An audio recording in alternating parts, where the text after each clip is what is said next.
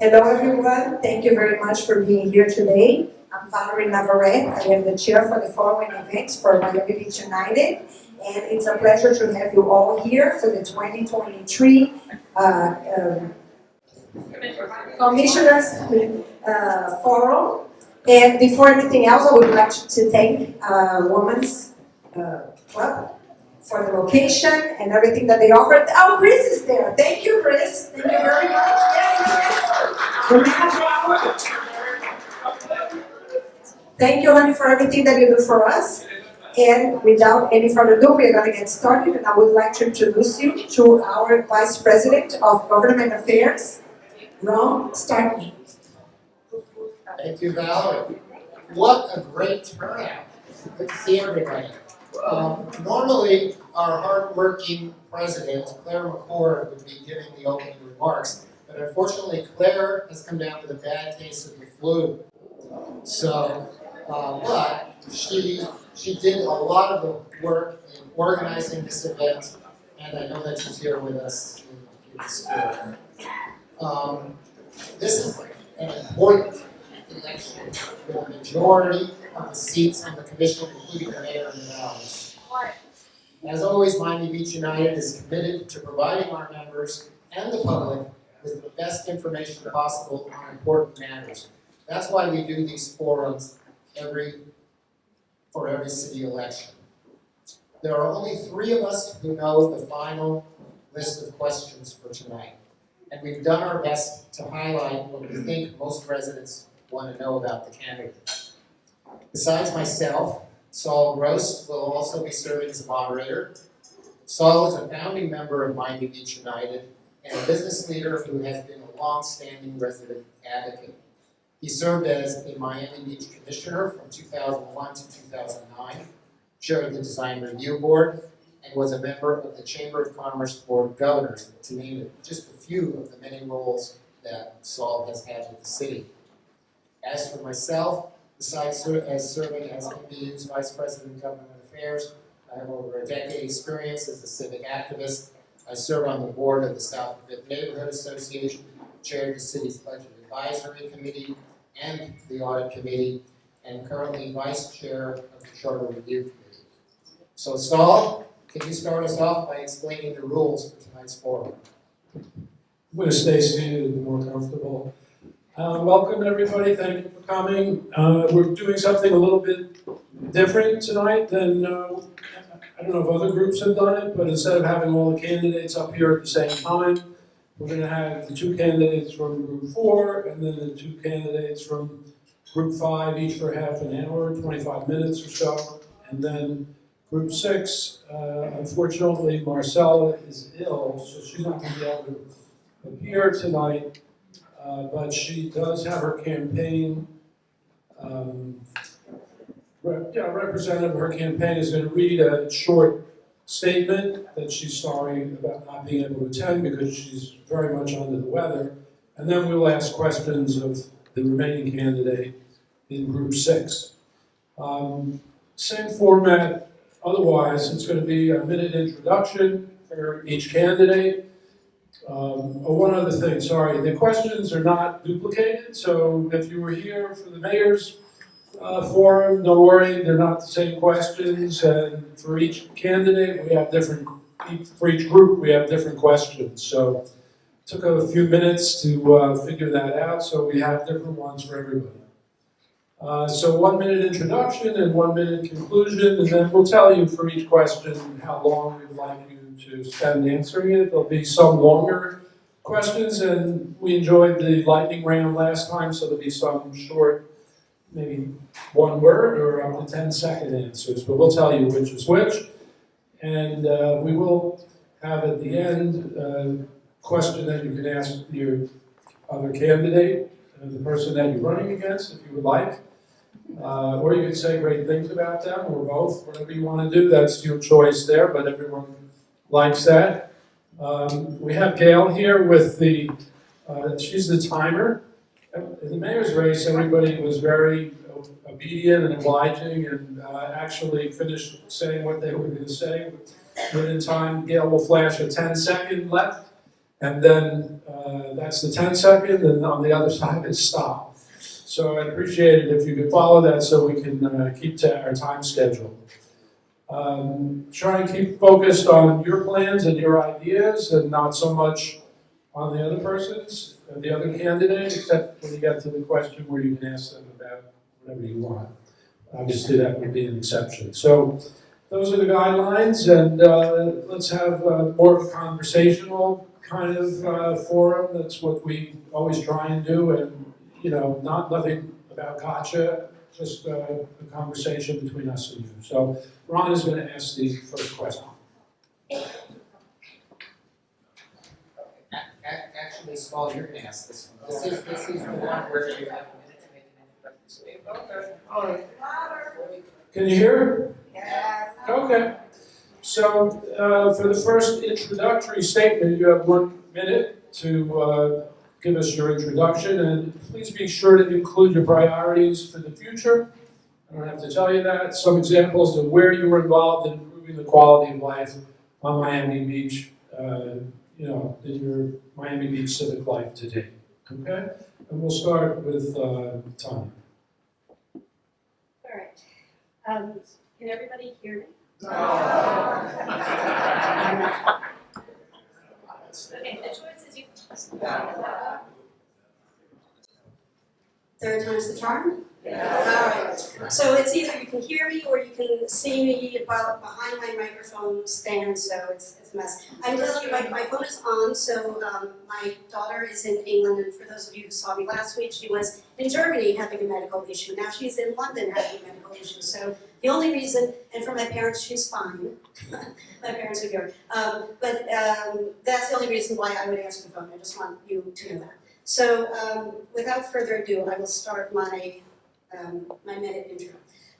My name is Tanya Katzoff-Bott, and it is a real honor and privilege and delight to be here before you as a candidate instead of as a host, as I would have been for one of the forums over the last 5 or 6 years. It has been my deepest honor to be involved with the board of Miami Beach United, and I owe it to Mark Samuelin, our late lamented commissioner, who I met on the campaign trail in 2015, and he invited me to join the board of MBU, where I started writing the newsletters and working on marketing, and became president for 5 of the last 6 years. So we're going to talk about issues, and you'll hear, I think, among all the candidates a lot of commonality. This is a very collegial group. What I want to talk about is how I'm going to represent you, because if anyone has spent any time watching a commission meeting, you will know it is a disgrace. Collegiality, collaboration, communication, and I am happy to elaborate on all of those things further, but running MBU is pretty much a precursor for what happens on the commission. Okay, thank you, Tanya. Andres? Good evening, everyone. Thank you for being here. My name is Andres Acion. I'm a born and raised Miami Beach resident. Very proud to have, I just want to give a shout out to my mother who's here, who's the matriarch of the family. Mom, if you could raise your hand, and my sister. Mom moved into Miami Beach. Thank you. Mom moved into Miami Beach in 1961, and we've been lifelong Miami Beach residents ever since. I went to school here, I graduated from college here. In my early years, my 4 years that I started my profession, I worked for the mayor of Miami dealing with constituent complaints. That's all I did. Whenever anybody called the mayor's office, I problem solved and got the job done on behalf of the mayor's office. Ever since then, I went into the real estate business and became a real estate professional for the last 25 years. I am dedicated to Miami Beach. I just put together the first state-of-the-art culinary program at Beach High, which is opening up in the next 6 months, and the first free food pantry for all families with food insecurities here at Miami Beach. Thank you very much.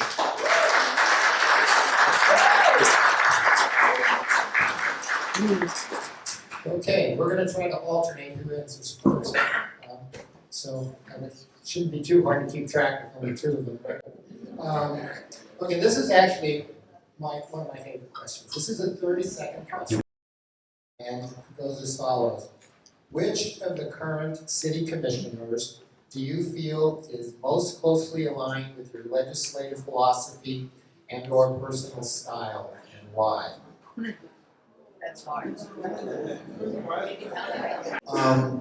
Current commissioners. Yes. So I would say David Richardson. I think that he's done a lot of good things. God. And I'll tell you one of the reasons why during the pandemic he really made a change and helped many families and inspired me to make a difference as well during the pandemic. And watching what he did, I did through my own foundation, gathered over $100,000 and helped over 3,000 families here in South Florida for what he did. So for that reason is the reason why I mentioned David Richardson for his service what he did during the pandemic.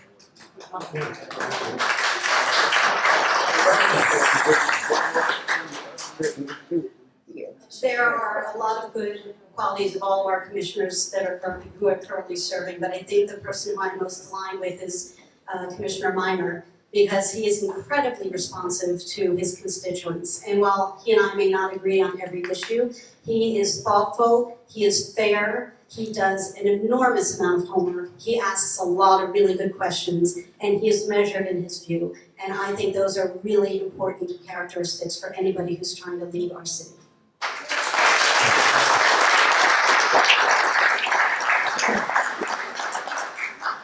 Okay, good start. Next question, this one we'll start with Tanya. Housing has become increasingly unaffordable in Miami Beach. What ideas do you have to make more affordable housing available in our city? Or should we just allow market forces to dictate the cost of housing? You know, our commission, is this a 30-second or? 1 minute.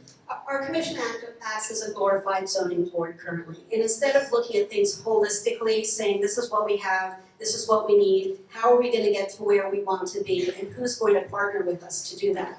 We are, as a city, both the administration and the elected officials, beholden, bad choice of words, dazzled by individual developers coming forth saying, hey, you have an underutilized parking lot. I want to build a market rate housing project that will maybe have a few public benefits, but really it's going to be great profit for me. And our city spends an enormous amount of resources trying to fit those square pegs into round holes. We need to be looking at what we want, making sure that people who want to do business here adhere to our rules and our zoning code and don't ask for variances. You don't see that happening in Coral Gables because they know who they are and who they want to continue being. I have so much more to say on this, it won't fit into a minute. So if anybody wants to talk to me about this, please reach out.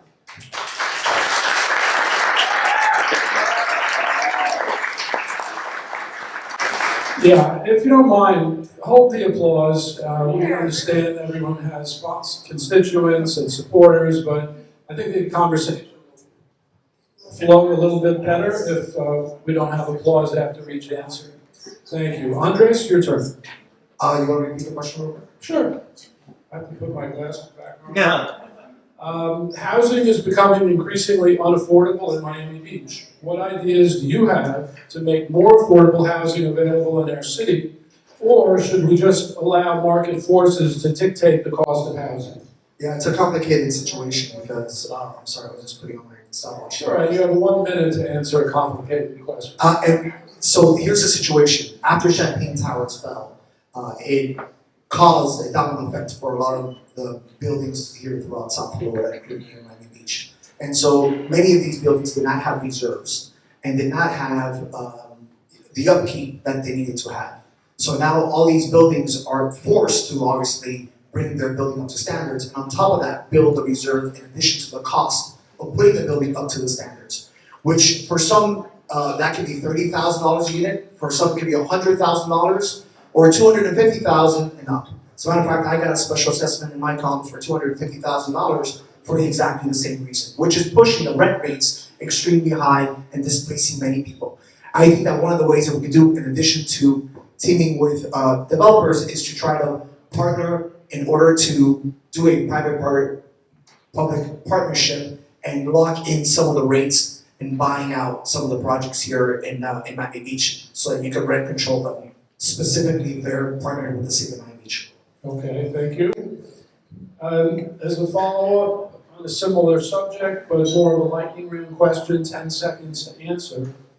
With respect to the Barclay across the street from the convention center, do you think it makes more sense to renovate this building to create affordable housing units, or do you think it makes more sense to sell the property and use the funds to build affordable housing in a less prime location? Andres, we'll start with you. Short answer. I need to see more details. I haven't ran the numbers myself to realize what would be the best scenario there. But I think that it should definitely be affordable housing. It's a great location. And the thing is, do we have another location to be able to do it? Okay, Tanya? Without having seen a full-blown proposal from the developer or from our own affordable housing organization, it's hard to say which way is the correct way to go. But I will tell you, as Andres just said, finding affordable land that we could buy is hard to do. So if we have land already, I'm not inclined to give it up. And I'm certainly not inclined to demolish rather than adaptively reuse. We absolutely need to protect our historic buildings, reinvent them, and use them wisely. Okay, thank you. So this time we'll start with Tanya. For many years, the Miami Beach Charter has required that increases in FAR, which is the amount of square footage that a building can have based on the lot size, that required voter approval. Recently, a new state law was passed which prohibits voter referendums to approve FAR. Now it is solely in the hands of the commission to approve or deny developer requests to exceed the FAR allowed by current zoning. Would you support a 7/7 or unanimous vote requirement to approve FAR increases? If not, why not? And what measures would you support? I would support that. When how much time is this question? You have a minute. When the Clevelander announced its silly notion of building 40 or 30 stories of an apartment building, including affordable housing on Ocean Drive, I was the first person in any of the races, mayoral or commission races, to issue a statement on that. Because in addition to the nonsense they're peddling now, there's also a warning about what is coming down the pike. The Unsafe Structures Act, which was defeated this year in Tallahassee, is going to come back next year. They are going to try to strengthen the Live Local Act, which is what is giving the Justice Group the notion that they can do this egregious overreach. And with the rapid transit zoning program that is being sponsored by Miami-Dade County, we have a lot of attacks coming into our city. We do not want to be Sunny Isle South. And if you can't count on your commissioner to hold the line, then we are lost, and we're all going to need to look for another place to live. Thank you for your question. I too sent out a notice regarding the same thing. We're not located there. I am totally against it, and we have to continue to fight Tallahassee, because if we do not fight Tallahassee on this issue, they're going to pull the rug right under us. Although we want to have the control, we do not have the control right now, and we have to make sure that we gain back that control from Tallahassee. So I am definitely for having the ability to be able to control over development here in Miami Beach. Yeah, the second part of the question was, would you support? Yes, the answer is yes. Would you support? I said yes. Unanimous? Yes? Okay, good. Thank you. Here's a lightning round question, 10 seconds. We'll start this time with you, Andres. Do you think the new 520-foot tower at Alton and Fifth is a positive or negative? I don't think. I think the park is a positive. I don't think that the tower necessarily is a positive on the height that it has. So it feels out of place with the height, but I definitely do like the park element to it. Thank you. The park is an insufficient benefit for a tower of that scale in our city. There is no place for a tower that tall in our city. Okay, tell us how you really feel. All right. I think you said the same thing.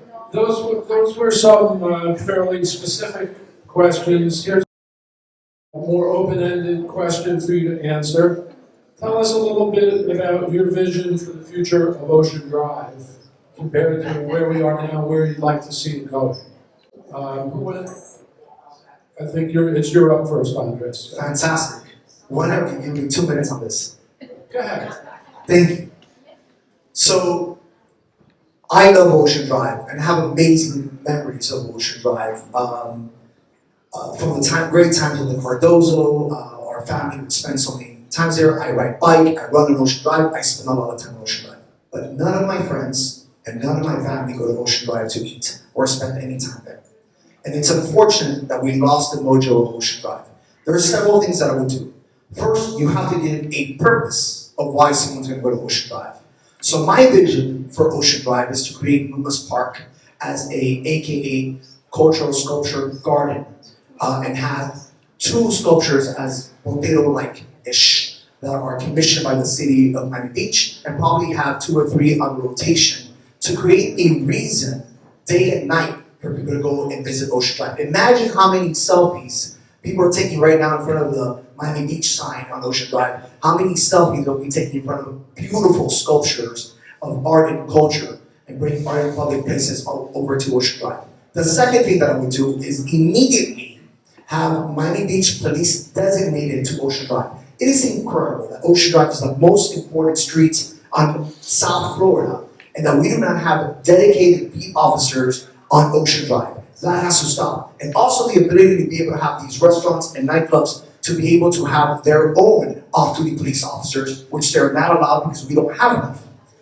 And then third, I would make sure that all the cameras that we have in Miami Beach, including on Ocean Drive, which is 1,000 cameras, there's somebody actually to watch those cameras. It is crazy that for 5 years we've been saying that we're waiting for the bond money to actually watch these cameras, when we do not need any bond money to staff our camera room in order to be able to watch people in these cameras. And the last thing that I would say about Ocean Drive, specifically for spring break, if you give me 30 more seconds.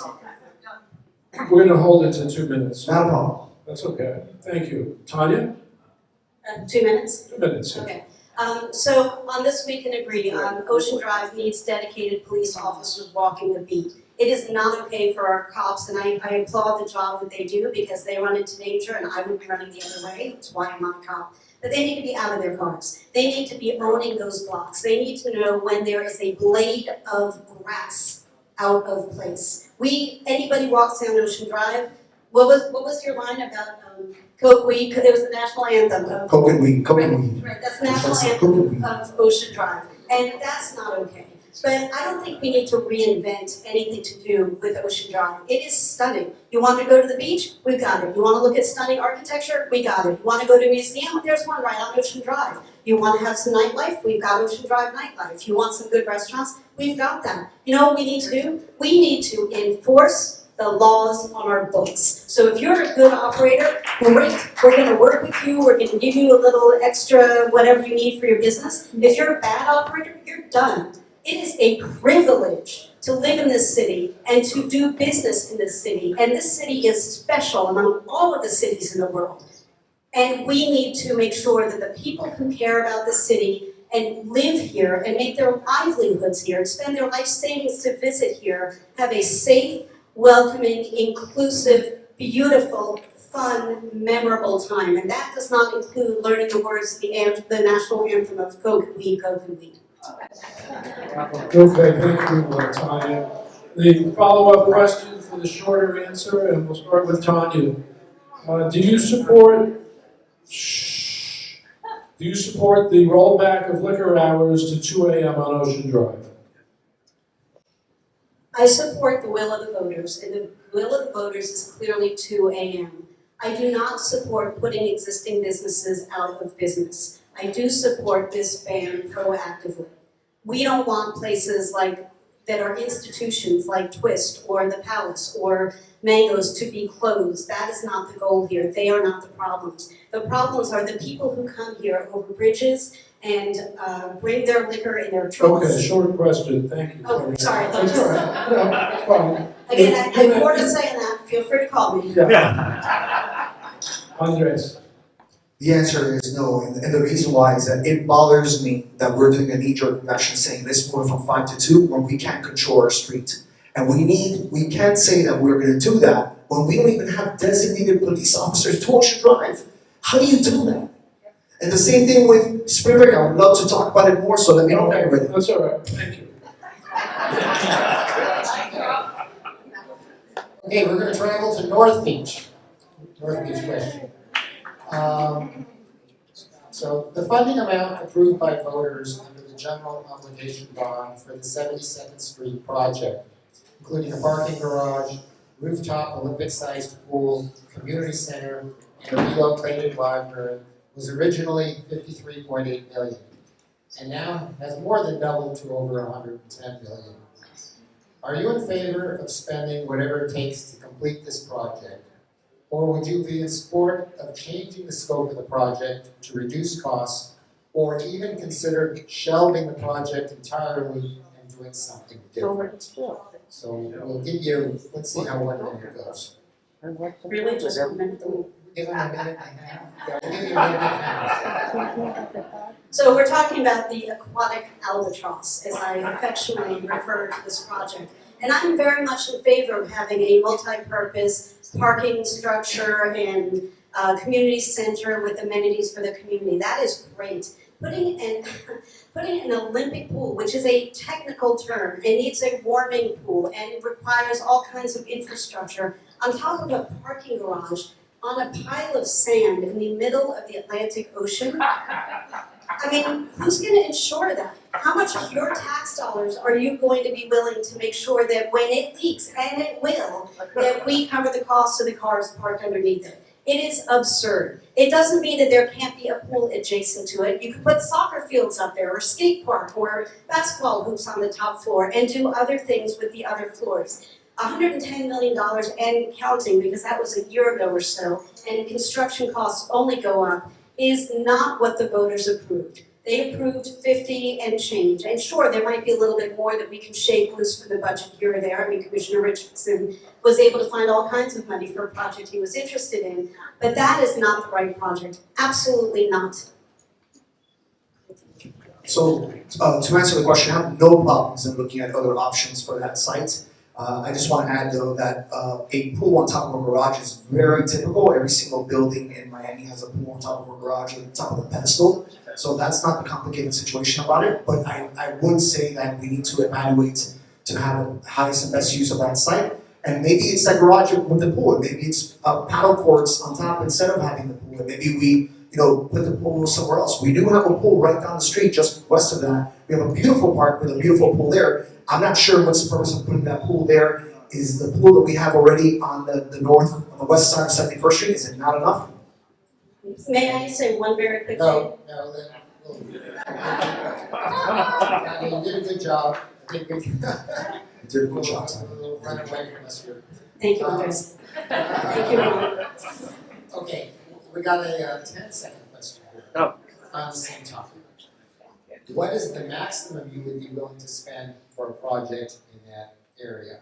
So You're asking me a question that honestly we could put up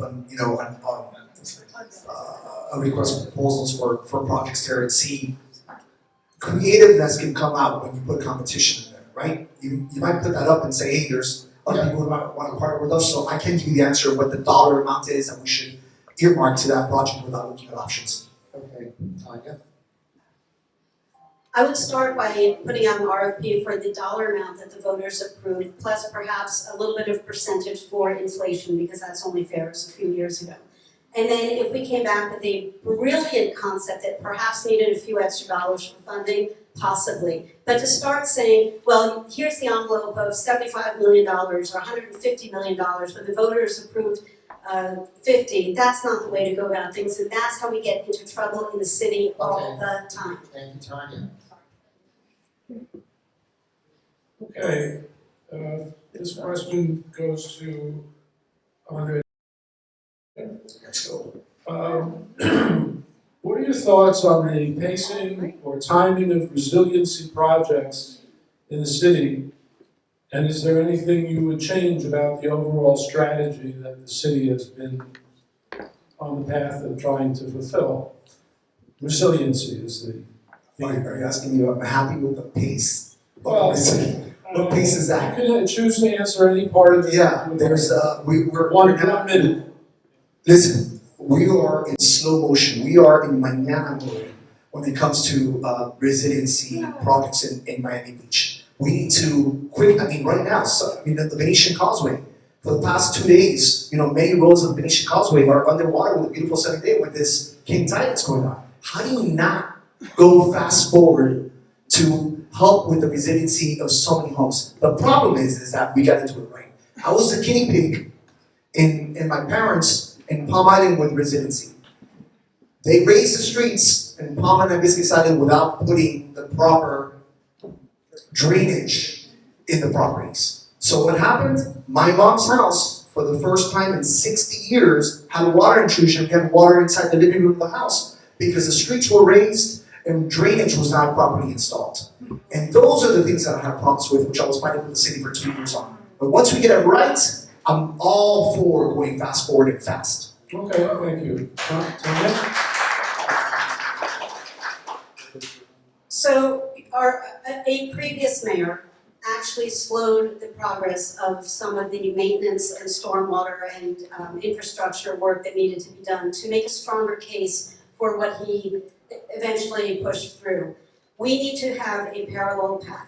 We need to be doing the low-hanging fruit, the basic blocking and tackling that isn't complicated, that isn't raising roads, that isn't going to take 10 years of engineering, and we need to be doing that yesterday. At the same time, we need to be looking strategically at what needs to happen first in which part of the city that will take longer time to bid out, to plan, to engineer. So as Andres said, what pace? It is non-existent and that's not okay. But also what's not okay is the notion that a one-size-all solution fits. Because as small an island as we are, there are neighborhoods that never flood and don't have issues. And they need to be treated differently from the neighborhoods that flood on a sunny day.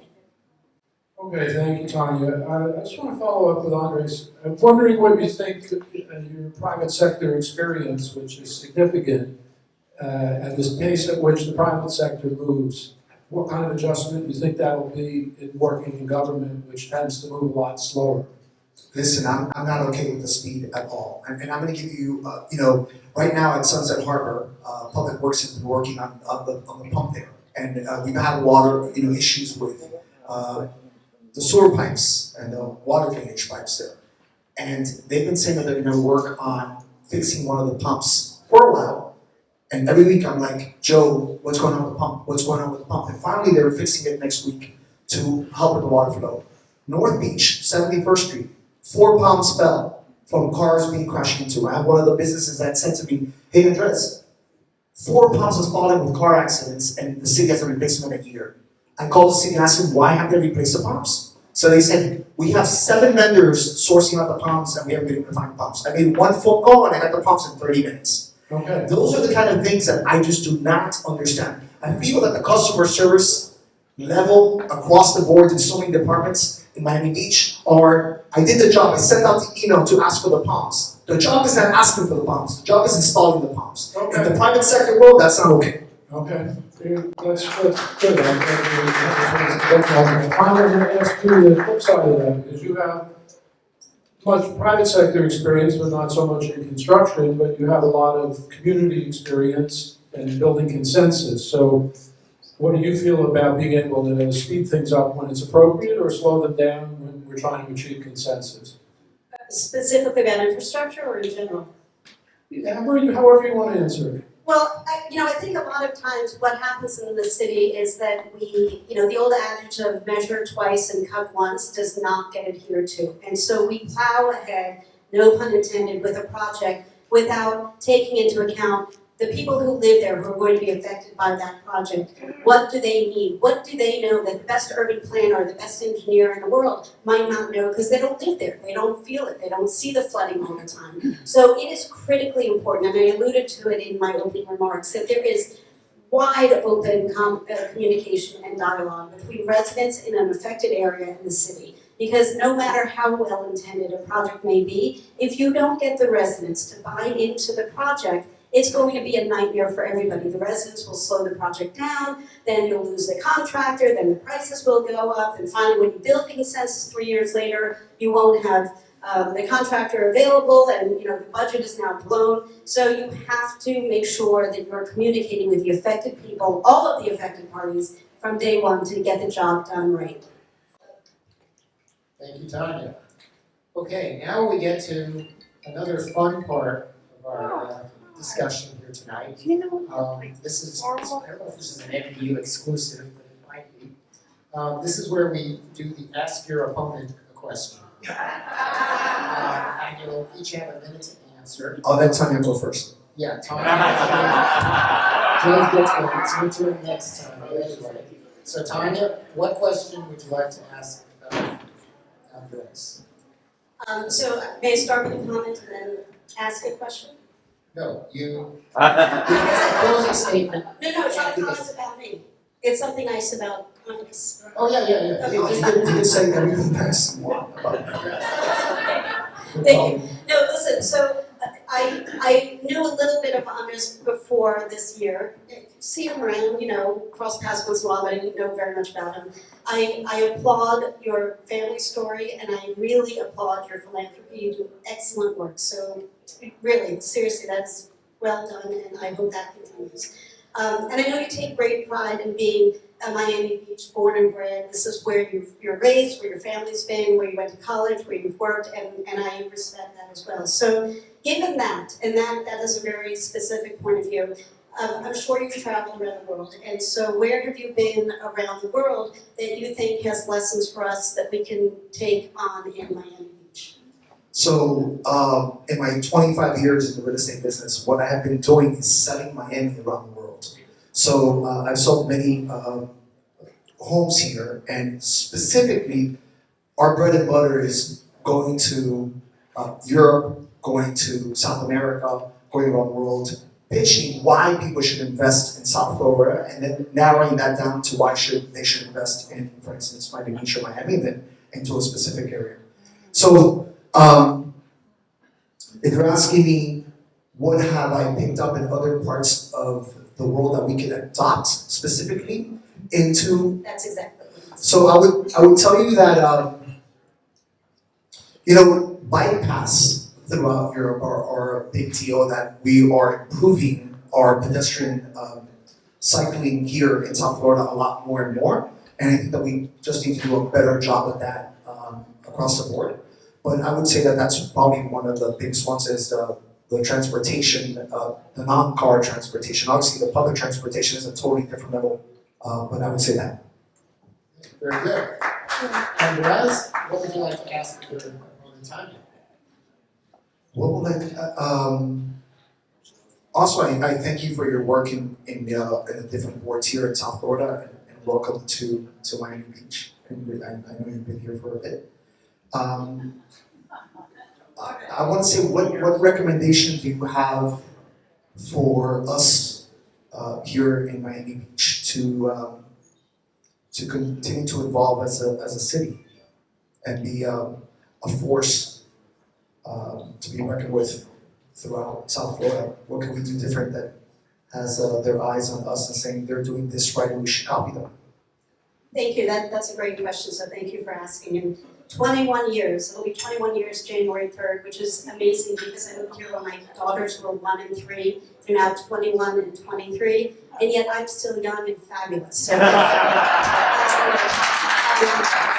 an excellent question, and thank you for asking, because I think there's a lot of really basic blocking and tackling. And most importantly, there's a lot, we don't need to write a lot of new laws. We have excellent laws on the books. We need to do two things. Sometimes the laws on the books were written for something that is no longer what it's supposed to govern. So private marinas, for instance. Nobody imagined charter boats going out of private marinas. So we need to maybe adapt the laws that we have on our books to match our current business situations, because they were written 40 or 50 or 60 years ago.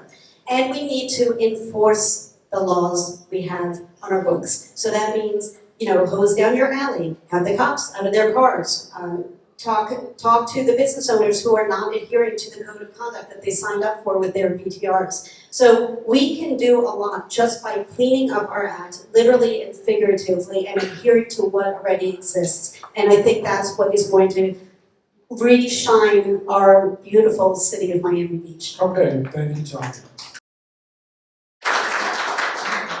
Okay, last segment is your closing statement, 1 minute each. And Tanya, you go first. I didn't realize we were standing before, so now I'll tell you to say that. Plus now you can actually see me over the table. So, you know, it's a huge election for us. We have 4 seats out of 7 in City Hall changing hands. And you're not going to hear crazy ideas from people. You're going to hear a lot of overlap between candidates and for all the races. But here's what I want you guys to think about. What you have to think about is electing somebody you can count on, with character, with integrity, with the work ethic and the intellectual curiosity to get things done. To look further than the revolving door of Miami Beach, the city of Miami, and Miami-Dade County. To look around the world for solutions. To stand up to people with deep pockets and threatening words. And do the right thing for all of us. We chose, most of us, not all of us are so lucky to be born here, most of us chose to come and make this amazing part of the world our home. And it is one of the most amazing places on the planet. And I stand by that. And so I will tell you that it has been said of me that I'm not desired on the commission because I cannot be bought and I cannot be controlled and I cannot think of a better compliment and a truer statement of fact. Thank you.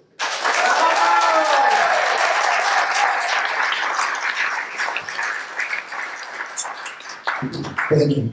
By the way, I've never heard anybody say that of you. Only good, they're great things. So. And wait, just for the record, it was not Andres and it was not anybody in the commission race. All right, let Andres make his closing statement. So thank you very much for being so caring about our city.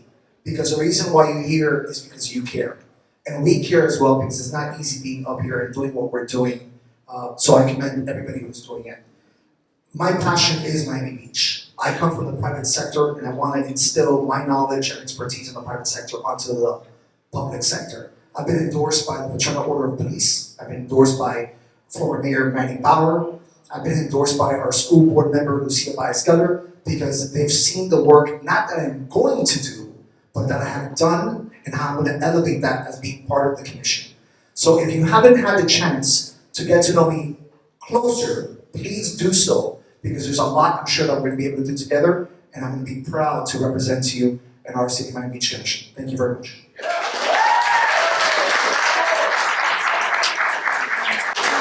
Okay, thank you. That concludes our discussion with the candidates in Group 4. Let's give them a round of applause.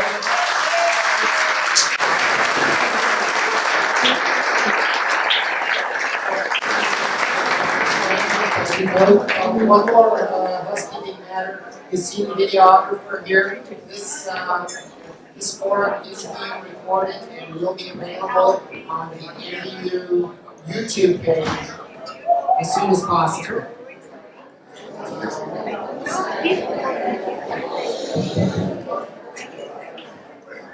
And the rules, quiet please. The rules will be the same for Group 5 as they were for Group 4.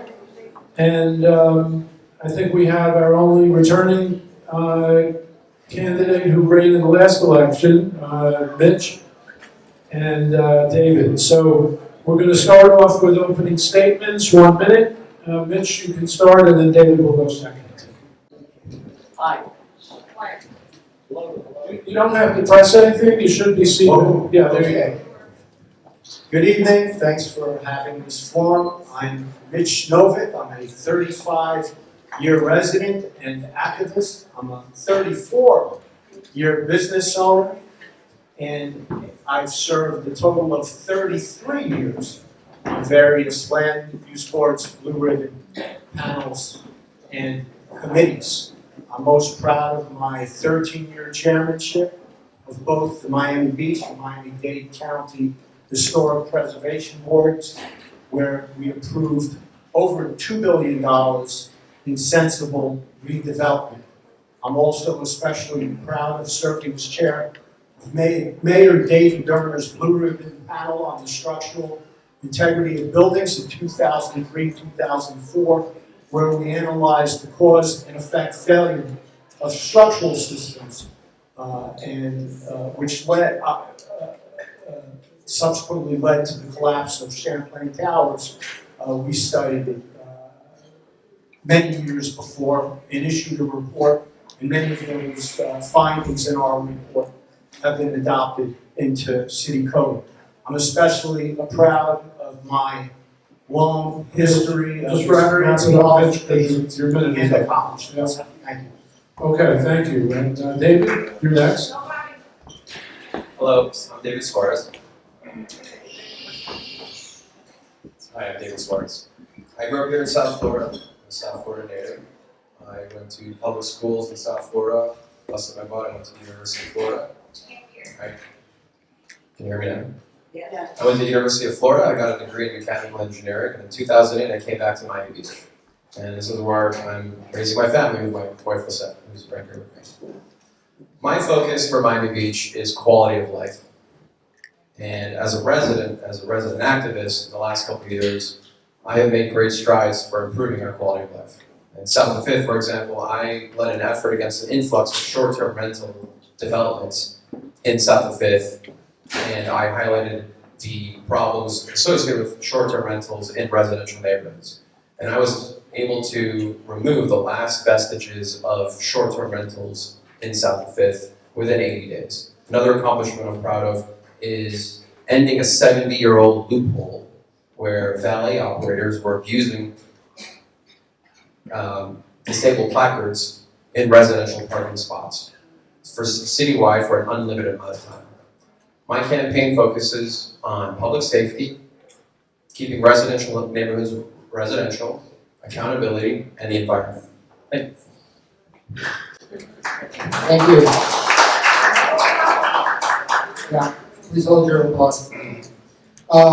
Okay, I know my co-moderator said that we wouldn't be repeating any questions, but there's one question I just love so much, I'm going to repeat it, and that is, and you have 30 seconds. Which of the current city commissioners do you feel is most closely aligned with your legislative philosophy and/or personal style, and why? And start with David, you go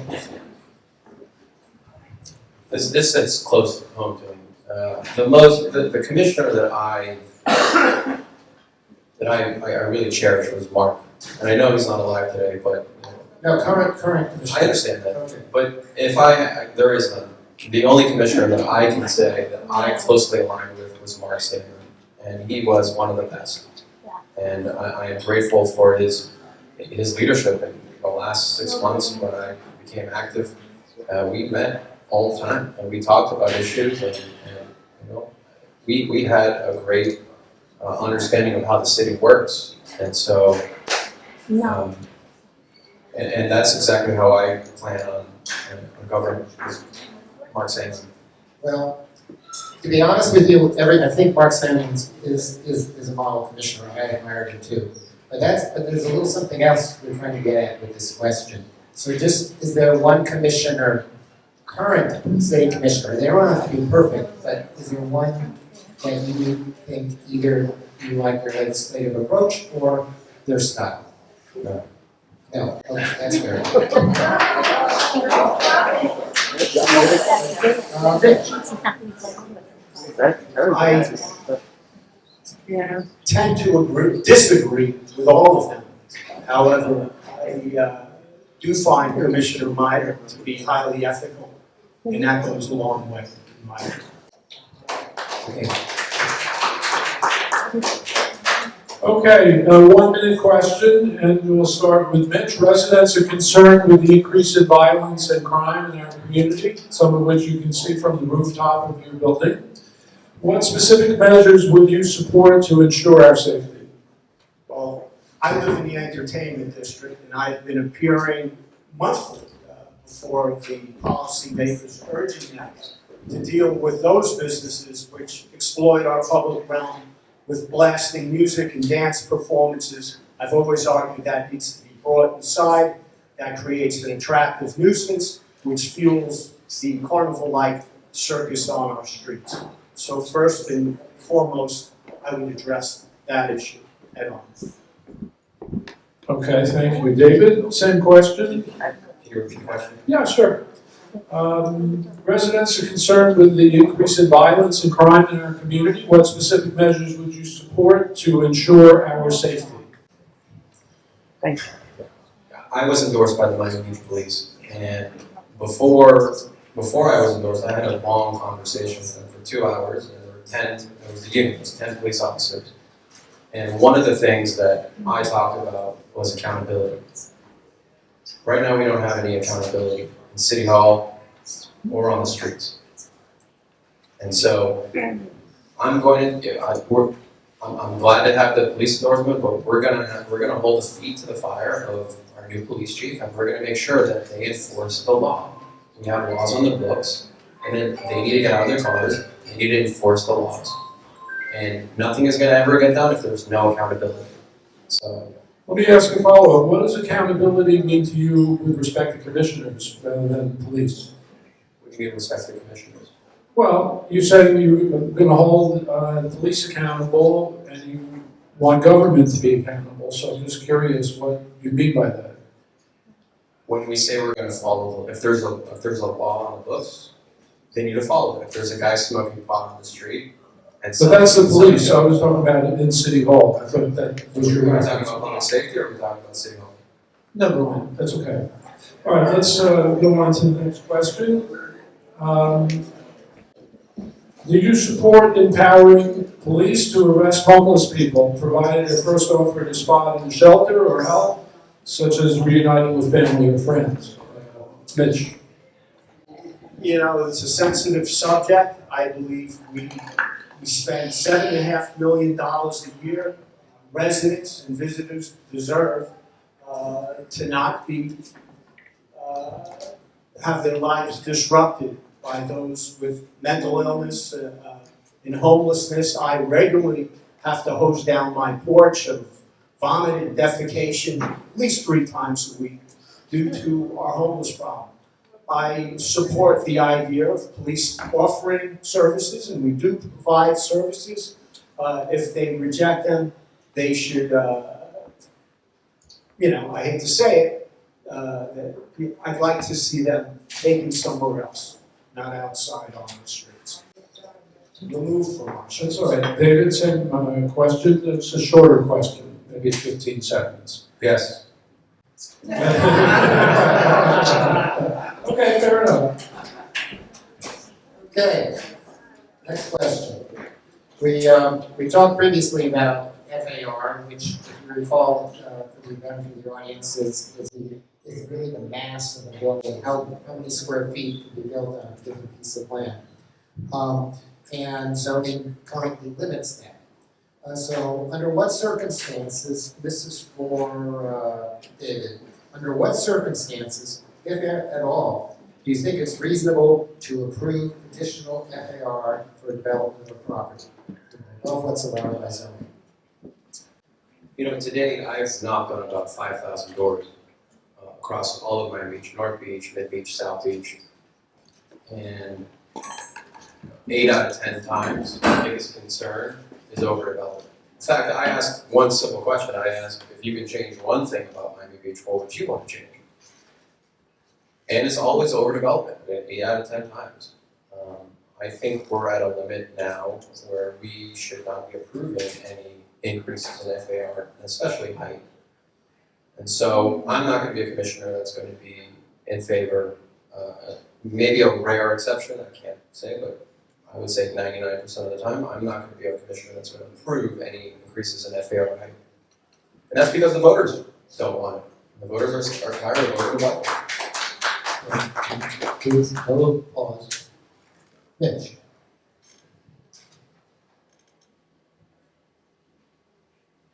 I will not be supportive of increasing FAR or vacating alleys or right-of-ways. We have, our infrastructure is at its limits. We need to address those issues before we can add density. Just a couple of weeks ago, I posted a video right across from the Floridian. A sanitary sewer manhole cover had blown off and raw sewage was spewing out onto West Avenue. We have some serious problems that have been deferred for decades. And those of you who watch your water bills or utility billing statements just today, it says this bill reflects an increase of 3.6% to 9.7% regarding stormwater. I've always argued, and I've appeared before the commissioners for 3 decades, that our infrastructure should have been gold-plated by now. We need to address that before we can advance it. Okay, thank you. And Mitch, here's another, this is the quick question, maybe 15 seconds. Name a project that received additional FAR in the past that you think turned out exceptionally well, or one that didn't turn out well. You can pick. I really need to think about that. You know, what comes to mind is 404 Washington, but that's probably before we proceeded many people in this building, where a floor was added that was done illegally, but then grandfathered in due to land use attorney finagle. Okay. David. I think the pink elephant in the room is the 500 Alton.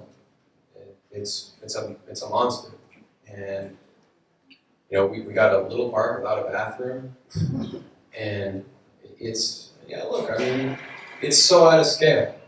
You know, it was supposed to be a pencil tower, and now it's this behemoth, biggest building on Miami Beach, and so bad decision. Okay. Good. Okay, next question.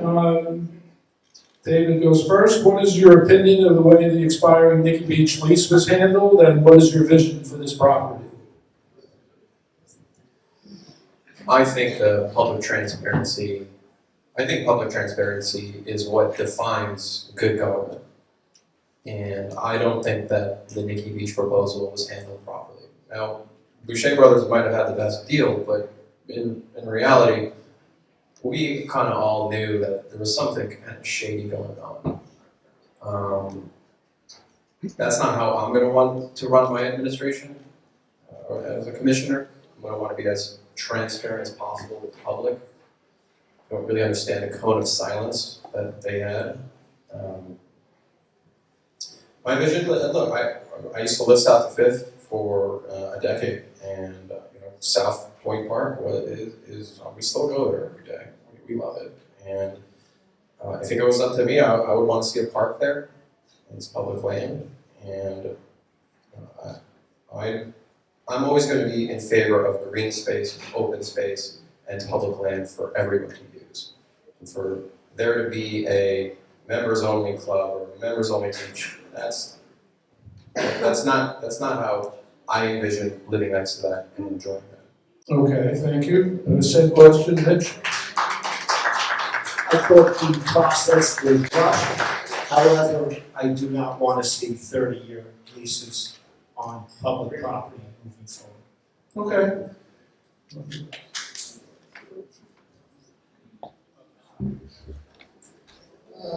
Okay, let's go to North Beach now. Based on what you see today with development in the North Beach Town Center, which is on 71st Street, do you think it's meeting expectations? If so, what do you like about what's happening? And if not, what would you like to see change? So you have 1 minute. If you're referring to the 20-story building, you find it entirely inappropriate. Again, I don't believe our infrastructure can handle the impacts of those types of developments. I'm bothered by it. It's wrong, and unfortunately, with what's being built, we have to live with it. But if there's anything I can do to hinder that type of development, I will. Okay. David. I've knocked on thousands of, it's funny, I've knocked on thousands of doors in North Beach, and I haven't had one person tell me that they're in favor of that 20-story building that went up on 71st, not one. You know, not only that, but it's gonna be a short-term rental building. I tell everyone that I mean, I'm gonna be the most anti-Airbnb short-term rental candidate you will ever, even more so than Levine was. Now, It's not the thing to talk about it. it's out of scale, just like 500 Renton, and the fact that they're gonna be putting short-term rentals So in the there is disgusting. Great. So here's a short answer question. For a long time, many people felt that North Beach was not receiving its fair share of city funds for capital projects. Do you think that disparity has now been corrected? No, it's David. No, North Beach looks exactly like it did 30 years ago. David?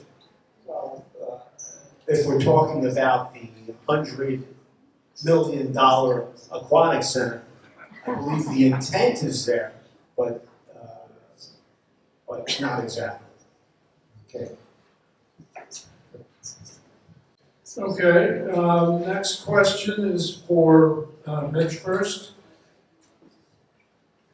What are your ideas for reducing the carbon footprint in the city? Well, what I did on my own behalf is I installed a 58-panel solar system, which paid for itself in 4 years. And that's one step we can all take, or as a municipality, we can take to reduce our carbon footprint. Okay, so you'd be in favor of that kind of improvement in city properties? Absolutely. I'm bewildered that the convention center is utilized, so it's a no-brainer. Okay. David, how about you? What are your ideas for reducing carbon footprint in the city? Well, one of the easy low-hanging fruits is let's expand our bike lanes. Let's expand our ability to travel on scooters and bicycles. And, you know, from Matt Galtinoff, who's a bike activist, one of the proposals he wanted to introduce me to was a voucher program that Tampa did, for example, where the city gave a voucher program to those who needed it to buy scooters or e-bikes, where they don't need to get a car, they can scooter to work, they can bike to work, and I think that'd be a great idea for Miami Beach, and especially if we have the infrastructure with proper bike lanes and scooter lanes to get to point A to point B without having to go into a car and increase our carbon footprint. Okay, thank you. I think that is the end of the questions. Now we'll go to closing statements. Oh, we've got one more activity. So, David, I think we begin with you. You get to ask Mitch any question that you like, and Mitch will have a minute to answer. I just want to let everyone know I have a tremendous amount of respect for Mitch, and we see each other at the dog park all the time. Well, he's playing his clarinet at the trumpet at the rocks on the jetty, and I'm at the dog park, and I always go to him and I say hello. I respect Mitch, and I respect what he's done for the community. And the only question I would ask is, if you could do something, if you could go back in time, what would you do differently? Nothing. I have no regrets. Mitch, you get to ask me the question. Okay, on a serious note, you know, I jumped into the race because I didn't like the situation of candidates being unopposed. And I thought, if anything, you know, even if not winning, I will have done a public service. Am I on? I think this one out. Use David's mic. Oh, wait, I'm on. Okay, back on. Did anyone, should I repeat it, what I said? Okay. I jumped into the race because I didn't like seeing anyone unopposed. And I thought, if anything, I will be doing a public service. So those of us who don't know David very well can learn more about him. And the question I have is, I've always heard he is self-funding his campaign. And a few people called me today. There was some sort of meeting last night. And if you claim you're self-funding your campaign, why do you have a donate button on your website? So I'd like some clarification on that. And then in searching further, one of the donors, the early donors, is a prominent land use attorney whose firm represents municipalities and large developers. I'm bewildered by that, and I just like some insight as to why that is. So I'll go backwards. I guess the land use attorney you're talking about is Stephen Helfman. And Stephen Helfman is a dear friend of mine. In fact, he is the city attorney for Key Biscayne, Golden Beach, Union Creek.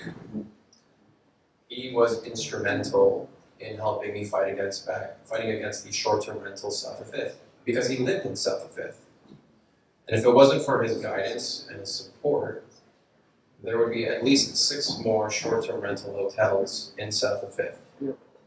And he believes in me that I'm going to continue to fight against short-term rentals, not only in south of Fifth, but across the city. And so I'm honored to have his support.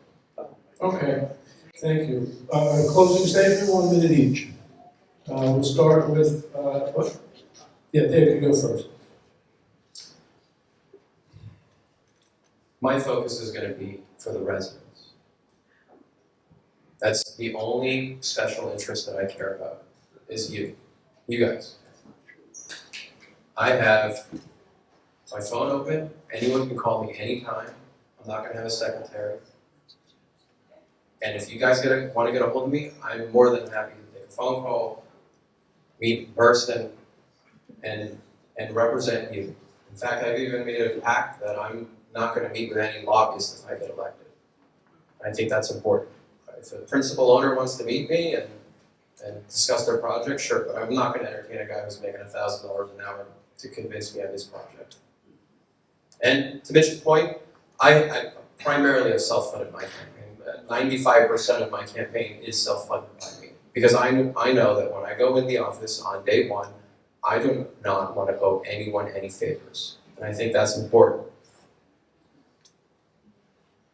I'm going to be a voice for the residents, and I'm going to focus on quality of life issues. When you guys wake up and you go out for a walk, I want you to enjoy your walk. I want you to enjoy Miami Beach. From the moment you wake up to the moment you go to bed. Thank you. Okay, Mitch, closing statement. Okay, as I mentioned earlier, I'm running based on my experience, qualifications, and accomplishments, which are plentiful. Whether it be instigating an FBI investigation, which culminated in the arrest of 3 high-ranking city employees, or saving renowned American artist Jack Stewart's Apollo mural, which is being restored at no cost to taxpayers, which is slated to be put on the new fire station. I have a long history of these types of accomplishments, and I do it for my passion of public service and being involved with the city. So I hope you carefully consider me as an option on election day or in early voting, and I would appreciate your support. Thank you. That concludes our conversation with Group 5, so we'll take a minute or two and welcome Group 6 to the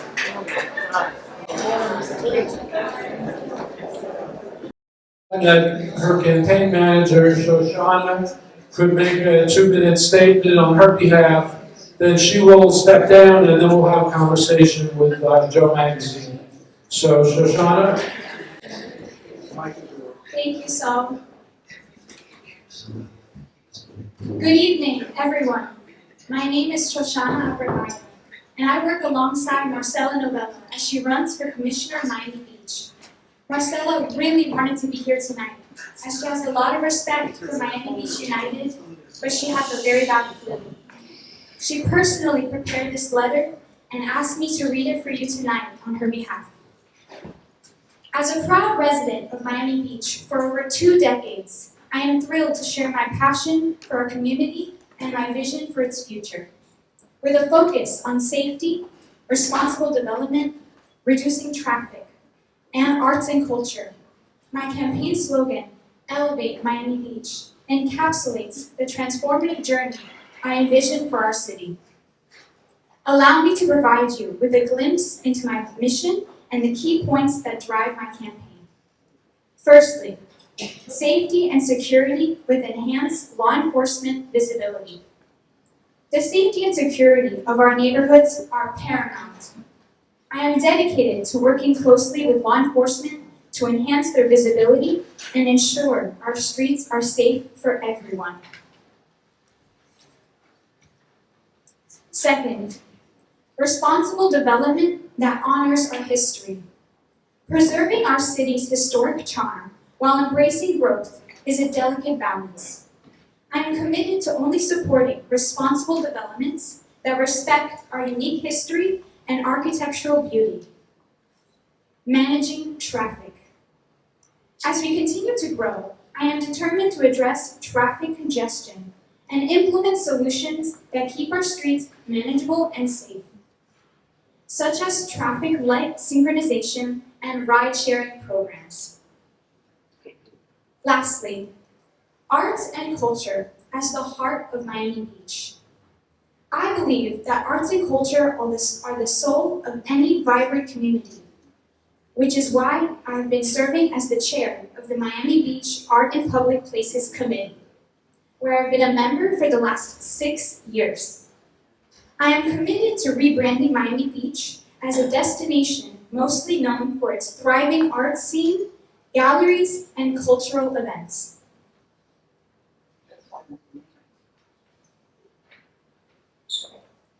I am honored to be considered for the role of commissioner, and my promise to you is one of dedication, transparency, and a tireless commitment to elevating Miami Beach. Together, we can turn our shared vision into a reality and create a city that thrives in every sense. Thank you for your consideration. I look forward to the opportunity to serve you and our remarkable community.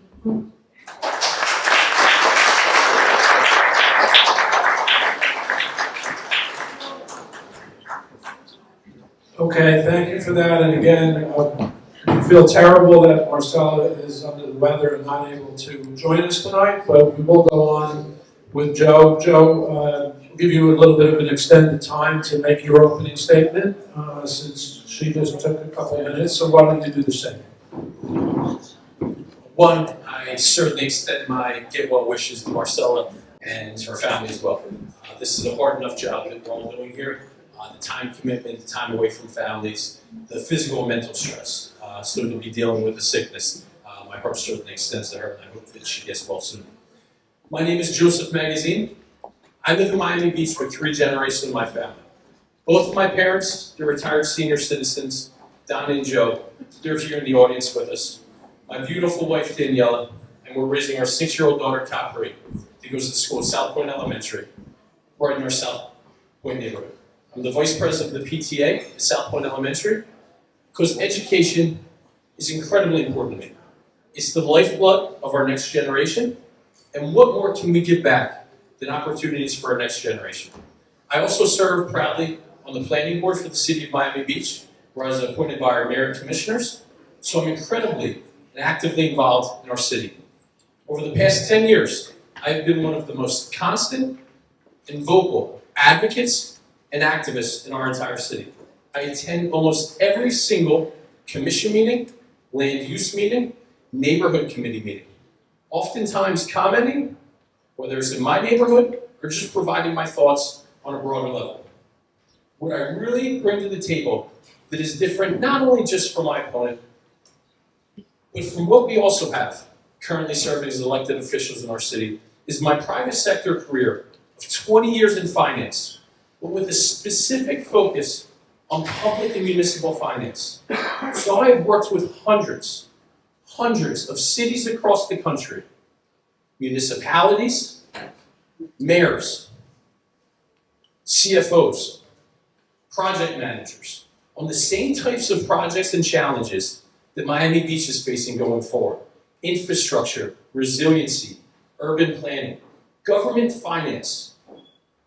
I do that every single day of my life in the private sector in a highly accountable, highly demanding job. And that is the expertise and knowledge that I want to bring here to the residents of Miami Beach and our city. Okay, thank you, Joe.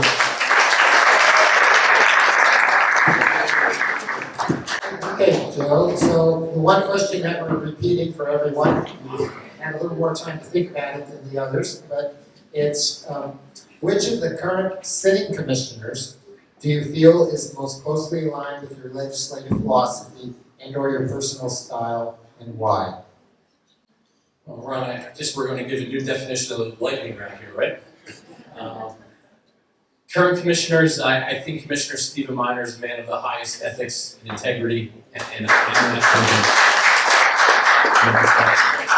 legislative approach, I even sprinkle in a little Alex Fernandez. I think he's incredibly nuanced and balanced. Good, thank you. Okay, do you prefer Joseph or Joe? Joe's fine, so thank you. Traffic congestion is a major concern of our residents. What ideas do you have to address our traffic problems? A lot of the issues that we face in our city boil down to urban planning, traffic being one of them. There's some low-hanging fruit that we can address on day one. Most notably, coordinating across different jurisdictions, such as our county, city, and state. I've done that in the private sector for 20 years, bringing different departments together. And that is what I will bring to Miami Beach, especially as it relates to our traffic solutions. It is a commonality in many issues that we face here at Miami Beach. Anytime there has to be coordination across different jurisdictions, whether that be at the county level, other cities, or the state, we fall flat. We execute in a silo. I will bring the knowledge and the wherewithal to coordinate across different jurisdictions for things like timing our traffic lights, for better urban planning that not only start at our city level, but also work with our partners at the county and the state. Okay, thank you. Short question, 10 seconds. Do you support extending the Metro Mover to Miami Beach? Not in its current form. It would be a fiscal disaster that would bankrupt our city, take away from our public parks, and also it is not a solution that provides the first and last mile that is practical for just about any person in this room. Okay, what about bus rapid transit? Would you support that? Absolutely. I am a fan of mass transit. And if there was a better solution, I would be supportive, but I know the details. I've studied the details. I've looked at every single financial number as part of that meeting, and that's why I'm not supportive. Bus rapid transit, we could start executing tomorrow. We could extend the shoulders on the MacArthur and the Julia Tuttle and execute that at one fraction of the cost, get it done 10 times as fast, and it wouldn't provide 10 years of our MacArthur Causeway being backed up, then circumventing traffic to the Venetian and the Julia Tuttle. So that's something that we could execute almost immediately. Okay, thank you. Okay, Joe. Next question. Miami Beach appears to be losing its edge with retail customers, with competition from Midtown, Brickell City Center, and the Design District. What ideas do you have to bring back those customers to Miami Beach? Ron, you're exactly right on this question, and it truly breaks my heart. It's the entire ecosystem of Miami Beach that is suffering. Our image, our goodwill, our brand name. The Design District only exists because Miami Beach gave it the oxygen to do so. The coolest places in the world used to be Lincoln Road. Now we see a 40%, a 50% vacancy rate. It's blighted, so we need public beautification. It feels unsafe to go there, so we need public safety. And then the landlords are responsible for driving up the rents. They're no longer the mom and pops that have owned businesses for multi-generations in our city. They are the hedge funds, private equity funds, the REITs that came in and kicked out Books and Books, our local retailers that we all hold so dear to our heart. They gave us the identity in Miami Beach. So as an elected body, we need to work with the private sector to ensure that there's incentives to facilitate and bring back those types of small businesses that are the identity of Miami Beach, that make us who we are, that make us different than Doral or Kendall, that give us that image, that iconic brand of Miami Beach. Thank you. And this is a quick question. What neighborhood in Miami Beach do you think is the best example of one that has been able to attract a quality customer base? Quick show of hands, who lives where? I would say it's a combination maybe between South of 5th and Sunset Harbor, increasingly Sunset Harbor. It is really, really attractive there. And it also helps urban planning reduce our carbon footprint. When you can live in the same place and walk to your grocery store, walk to your gym, walk to your schools and synagogues, drop your children off at school, all within a mini 5-minute city. That is a perfect model that reduces our emissions, reduces our traffic, takes cars off the road, and provides a better quality of life for all of our residents. Just following up on that, do you think there was anything that the commission has done or could do to spur that type of development in the city as a whole? I mean, did there something that they did right in Sunset Harbor, for example, or South of 5th? Yeah, Ron, I want to really, really hone in on one word that you used, whole. What we do not do in this city is have a holistic, comprehensive vision. Attending every single commission meeting, sitting on the planning board, we piecemeal things together from the ground up. We do not have a comprehensive, holistic view to say this is what our city should be. Unfortunately, it is lobbyist and developer driven. They come to our commission and say, here's my property, here's my project, how can you as Miami Beach make that happen? That is in reverse. What we need to say is we are Miami Beach. This is who we want to be, comprehensively. Private sector, now go out and facilitate that vision. So that is how we need to operate. That is the proper form of governance from the top down, not how it's operated right now from the bottom up.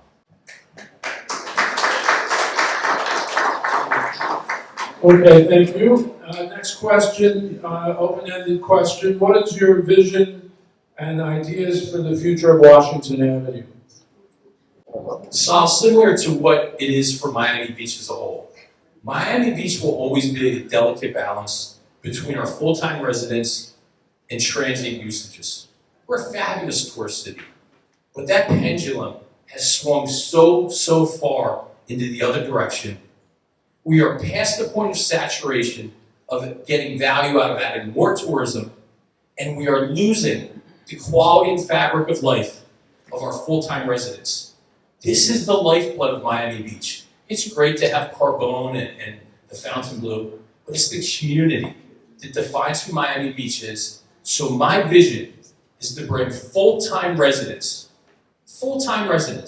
make a community out of Washington Avenue, and then create an ecosystem where we all get more amenities than we utilize as full-time residents. We will see our businesses change because demographics drive the destiny of any city. So when you add more full-time residents, we get more amenities in our city, more shops that cater to us, the full-time residents.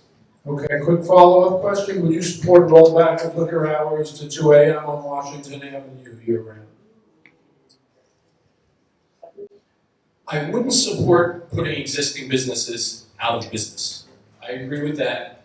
I have been supportive of, on the planning board, for rolling back the hours of alcohol in our residential neighborhoods, specifically Belle Isle, West Avenue and Alton Road.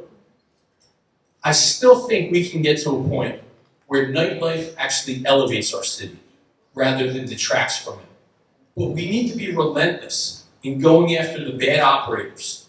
The operators that I have fought back for 10 years against, that have a history of bringing crime, chaos, and violence to our city, they cannot be given a carte blanche pass to make millions and millions of dollars in our city while harming all of us, while driving up our tax costs for police. So while nightlife plays a role in our city, the operators currently in the form that they're doing it do not. Okay, thank you. Okay, we're going to move to North Beach for a question. What are your thoughts on the apparent slow progress of the development project on Ocean Terrace? Do you think there is something that can be done to speed up progress, or was the project flawed from the outset? Absolutely flawed from the outset. Like David mentioned, I have been almost obsessive about knocking on doors. I'm approaching 5,000 doors as well. And the goal of that was to get, not only tell my vision to as many residents as I could, but part of being an elected representative is developing a vision. And that's through the feedback of the residents. And similar to the stories David shared, in North Beach, there is a fear of this new development that is unimpeded, where the 72nd Street Master Plan started at 8 stories. And I follow the city closer than ever. I have no idea how 8 went to 22 without anybody being able to say why or being accountable for that. And in Ocean Terrace, what the city did not do is they gave FAR, they gave increases without setting a timeline of getting things in return. So we're still waiting years and years for a park that has been promised. So to the extent that we are providing these incentives, and I would be incredibly selective about doing so, we need to adhere to a timeline and not just roll over. For any developer that comes in with their project and their vision, we need to make sure that that vision fits into Miami Beach. There's another short question, very serious. What's your favorite restaurant in North Beach? Prima pasta would be the easy answer. Very easy, but that is low-hanging fruit. My beautiful wife Daniela is Colombian, and we love this Argentinian restaurant, New Campo. We have spent many, many days in the summer, in the heat, canvassing in North Beach, hours on end, and we've spent many sweaty nights sitting in New Campo, and I recommend that you get out there and try it. Where is it? Tell us. On Collins, I believe, 65th. Yeah, about 65th. Okay. At this point, I think we're going to let you give a closing statement, because I'd like to finish as close to 8 o'clock as possible. Thank you for staying, truly. I realize that this took on a little different format, but you stayed because this is what makes Miami Beach. If I had to wrap up the goal of my campaign and my candidacy in one word, it would be the word community. And people being so vested in our city that they stay out for 2 hours of a debate until 8 p.m. at night, when one candidate unfortunately is ill and wasn't able to attend, so you just sit here and hear me talk. That is because you care. And that is a community. And it's a community that has changed me as a person since May 1st, when I declared my candidacy. Meeting the people that I did, the thousands of relationships, looking people in their eyes and saying, here's my vision, but give me your feedback. That is a community. I loved Miami Beach before. I loved the beaches, the weather, the restaurants, taking my daughter to school. I didn't appreciate how much I loved the people until I got to meet so many, be invited into people's homes and say, Joe, thank you so much for caring. Let me tell you my story. Oftentimes it had nothing to do with any issues. It wasn't about traffic or development. It would just invite me in for a cafecito, tell me their life story. That is a community. That's our residents. That is the Miami Beach I want to fight to preserve and move us forward as. Thank you very much. Hi, everyone. Thank you all for participating. I hope that you all were impressed. I think this is one of the best groups of candidates we've had in a long time. Also again, and as I mentioned earlier, the video for this will be on our YouTube, and there'll be a link on our website. And again, I want to thank you all for coming and taking interest in our race.